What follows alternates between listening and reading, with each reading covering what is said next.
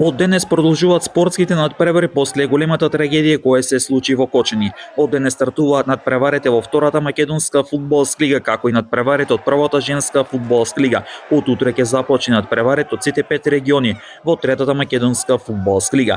Во овие денови ќе се играат и надпреварите од првата и втората футсал лига, одложените надпревари од првата ракометна лига, а утре и во среда ќе бидат одиграни надпреварите од последното 22 коло на регуларниот дел на ракометната Суперлига.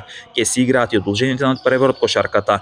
Тоа што е важно дека речиси сите екипи приходот од билетите ќе го донираат за настраданите од големата трагедија во Кочани, а дополнително ќе има поставени кутии за донации. Некои екипи се одлучиле да не плаќаат влез, но при тоа ќе има поставени кутии за донации. Македонија утре ќе игра против Велса, исто така и приходот од билетите од овој меч ќе биде дониран за настраданите во големата трагедија во Кочани, а во сабота кога ќе биде одиграно вечното дерби меѓу Пелистер и Вардар во Битола од првата македонска фудбалска лига, приходот од билетите ќе се донира на настраданите во Кочани. Уште една потврда дека спортот обединува и во овие тешки моменти за целата нација.